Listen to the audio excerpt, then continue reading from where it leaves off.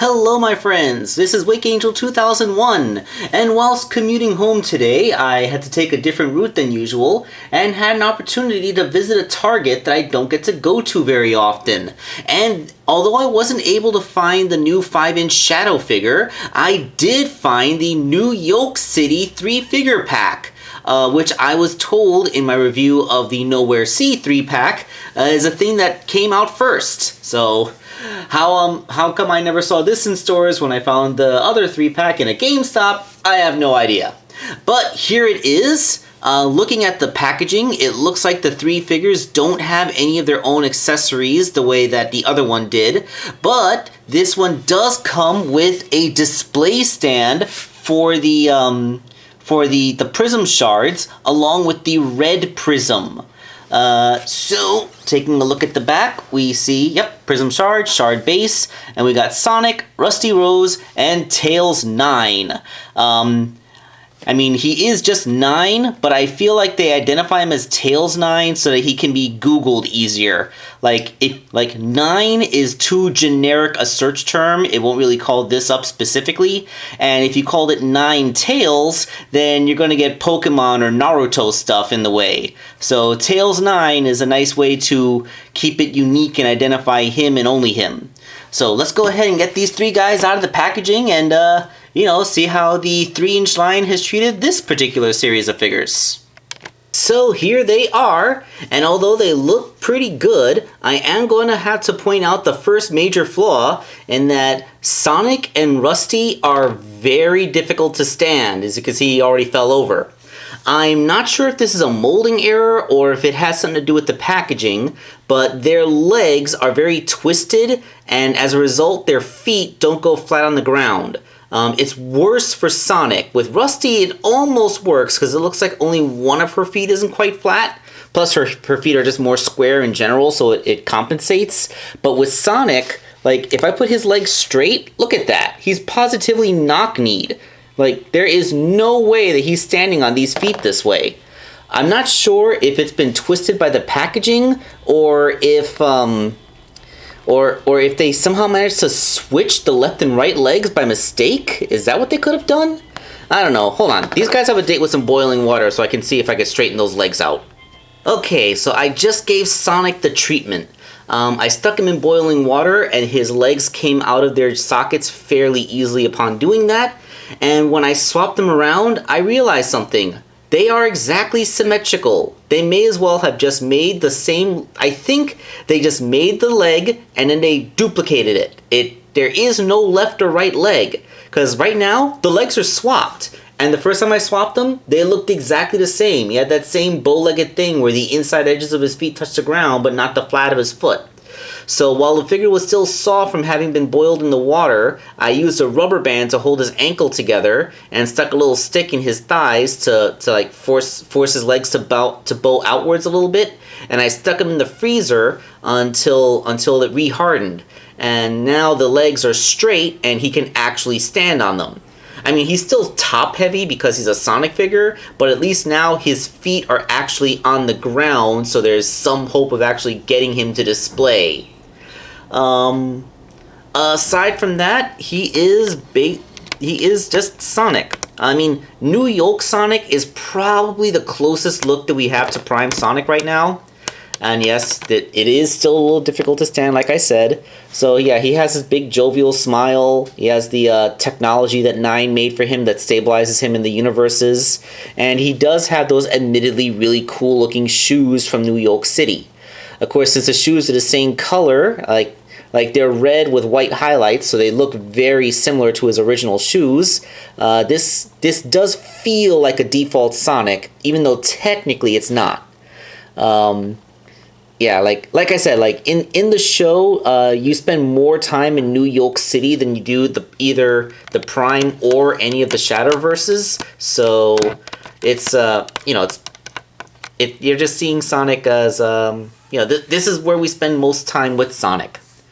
So let's see. He has the same articulation as anything else. His head turns, universal shoulders, nothing at the elbows or the wrists.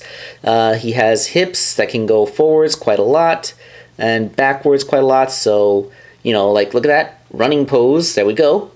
So yeah, his hand is sculpted to hold things, so you can put accessories from the other sets in there, even though there are no accessories for him to hold in this set.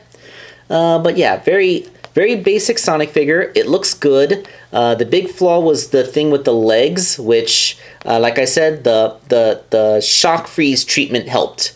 Like I said, boil the figure when it's nice and soft, or you can use a hair dryer if you don't want to play with boiling water. Use a rubber band to hold the ankles together, which will force the legs to straighten out, and then stick it in the freezer, and that will cause the plastic to settle into this new shape where his feet are actually flat in the ground and he can stand. Although he has peg holes on his feet, so I really wish that they just included display stands. I'm assuming that there's probably pegs all over the Angel's Voyage, which you would be able to peg him into on that if you wanted. But you know, like when you have the Angel's Voyage, you would be in Nowhere Sea Sonics, where you'd be wearing the boots. All right, so let's go ahead with the next figure. 9 is a pretty good looking figure. The smaller scale didn't really do anything to take away the looks. And because he can tripod himself with his gigantic tail assembly, he actually works out a lot better than the other two in the standing category. Let's zoom in to get an appreciation of his deco. He has that little sly smirk going on. I actually really like that facial expression. The details of his shirt are very well picked out. Everything is there in molding and paint. So just because this is a smaller scaled figure doesn't mean that they skimped out on anything. He still has like that, his left glove looks like it has a gear on it. His right glove has that thing. And all the tails are molded like, this is a thing that his 5-inch action figure can't do, but he does it in the show a lot. When he's just idly walking by and not using his robotic tails, they all cradle his 2 real tails. And in a way, this kind of makes it look like, at first glance, he just has one big bushy tail, which I feel adds to his character. Because remember, in New Yoke City, a world where Sonic never existed, Tails was mocked and ridiculed for his second tail as a deformity, and there was nobody to help him out of that. So he became a misanthropic loner who hated other people, and he made 7 other mechanical tails. I'm guessing he wanted to make himself a mythical kitsune with 9 tails, like a legendary character. But when they're not being used for mobility or to do stuff, like they do this. It creates the illusion that he only has 1 tail. In a way, like this is showing 9's desire to hide and blend in. Like he may not want anything to do with society, but he also doesn't want to be singled out by it. Like he's not an outspoken anarchist who wants to change the world. He's just a loner that wants to keep himself as separated as possible from it. And in those few forays where he has to enter public life, like I imagine when he has to go buy food or whatever, then he wants to try and blend in and be as low profile as possible. Well, look at me analyzing Tails' character based on his action figure. Isn't that just totally the thing I'd do? Anyway, articulation is the same as any other Jakks Pacific 3-inch figure. He has shoulders, he has universal shoulders, I should say. He has universal hips that rotate all around. The tail is on a ball joint, so it can rotate, but, you know, like, he becomes top-heavy if you don't have it in that downward position. And, yeah, very good-looking figure. Basic articulation, but that's to be expected from this size. And otherwise, very good-looking. And here is Rusty Rose. I gotta say, she looks pretty darn good. She looks just as good as the 5-inch figure. It's like all they did, somehow they like shot it with a shrink ray, because all the details are still there. You can still see the menacing glow of her black eye behind that grate that she has, along with the with her organic looking cybernetic eye with its white center. They did the thing where they put like a rusty paint job on her head, which is actually showing up more on camera than it is to the naked eye. Kind of reminds me of when I painted Jewel the Beetle, because like it was hard to get that prismatic effect with the paints that I have. Her body is also well done. You have that same skirt thing. There is a flaw in the skirt design. Does limit the hip articulation. There's no way you're going to be able to make her legs go back very far with that in the way. But like you can still get them to go forward quite a bit. Not quite to the point where she's going to be sitting down anywhere, but you know, mid step. And oh, look at that! She can stand on one foot. That's kind of awesome. Has to do with the fact that her feet are more square and sit on the ground more naturally. But yeah, like, actually, you can get a decent backward step even with the skirt in place, so I kind of take back what I said. It still works. Yeah, not bad at all, not bad at all. There are no gimmicks to the figure. Her arms and legs don't extend like they did in the show. Although I will say her shoulders have more range in this figure than her 5-inch figure does. Like, the 5-inch Rusty Rose can't get her arms up this high, nor can she get them down this low. So, like, I don't know what they did. Like, I think it's because the shoulder pad is attached to the torso here, and the arm is free to move under it, instead of that being part of the sculpt of her shoulder like it is in the 5-inch figure. But I feel like this is working better for her. They should have done this on the 5-inch figure, at least for the shoulders. Oh, by the way, I just noticed that the 5-inch figure had a waist joint while I was messing around with it. I didn't mention that during my review because I didn't really notice it. But yeah. Also, she's tall. Like, Sonic is eye to nose with her. She is notably taller than Sonic.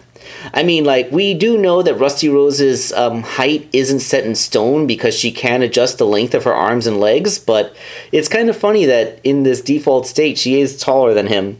I mean, technically, if you measure to the very top of Sonic's spine there, they are the same height. But, like, for practical purposes, where their shoulders or their eyes would line up, like, they don't. Sonic is noticeably shorter. Kind of funny. But yeah, like, I really do love, like, Rusty Rose has a great design. She's a really cool character in the show. And this figure does her justice at this small scale. So, yeah, that's all well and good. The Prism shard is a pretty basic thing. It has a stand, which is, you know, just a simple molded piece of plastic. There's no fancy electronics or anything in here. Although it does have a bit of a paint deco. It has the triangles painted around, so, you know, it's not completely boring. And the Prism itself is just your generic, you know, plastic crystal thing with a single peg hole at the bottom. I've examined it, and there don't seem to be any other pegs or holes on the entire thing. It is only on the bottom. And, furthermore, it's designed so that when plugged into the base, it's at this angle. It's not standing perfectly straight up like you would expect it. It stands like this. This leads me to believe that the crystal is meant to be assembled with the other crystals to form, you know, the original Paradox Prism. And then it would stand in this display unit. But the thing is, it doesn't seem to mesh with the blue crystal in any way. Like, as I mentioned before in my other review, the blue crystal has these 3 extra pegs, which are obviously designed to go into something, but there's no way that they go into anywhere on here. I can put it onto the bottom, but, you know, they don't really mesh that way. And furthermore, there is a peg hole on this side, so you can put the blue crystal on this peg. So you can have the blue crystal on display, but, you know, like, there really isn't a way to get them together. Like, yeah, there's no way that they mesh at any particular angle. So if these things are meant to connect to each other, then it must be via, like, maybe one of the other crystal shards that connects to this one will create a shape that interlocks with the natural shape of the red shard. That's the only thing I can really think of to make this work. So, yeah, like, maybe when we get the other, like what will we need? 3 more sets? Yeah, sets, because there are 5 Prism shards? Yeah, so, well, we're going to see how that works out. So, all in all, I'd say that this is a pretty neat set. With the exception of Sonic being such a pain to get to stand on his own.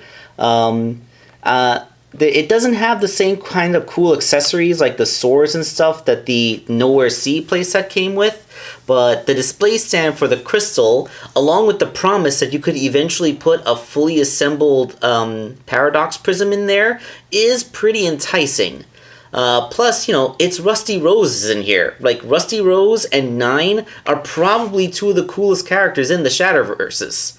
In fact, I know it's probably just because we spent more time there than anything else, but almost all of my favorite versions of the characters come from New York City. I mean, it is where the Chaos Council is, where you can see all the 5 Eggmans bounce off each other, but it's also where we get Rebel Rouge, who is basically the closest thing we're having to Princess Sally in a modern cartoon these days.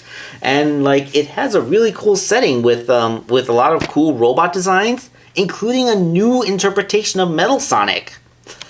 With the exception of Knuckles the Dread and Thorn Rose, like, the coolest characters all came from the New Yoke part of the series. I mean, maybe in Season 3 things will be fleshed out a bit and we'll get more time with the other characters.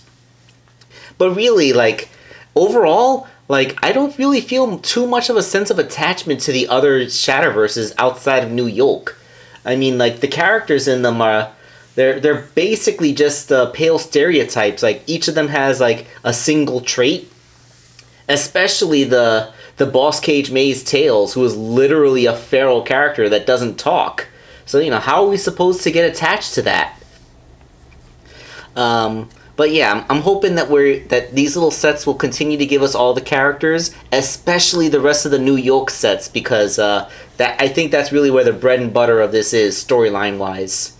Although, like I said, the Knuckles the Dread figure appears to be exclusive to the Angel's Dream playset, so if we want to get Knuckles the Dread, you gotta buy the boat. And again, I'm debating, very tempted, but the thing is just huge. I mean, the $40 price point isn't that off-putting for me, but like the whole, where am I going to put that big old boat on my display stand thing when I don't even have room for the Death Egg robot, But now, again, I'm just ranting about things that matter only to me, so I'm going to leave it at that. This is Wake Angel 2001, signing off.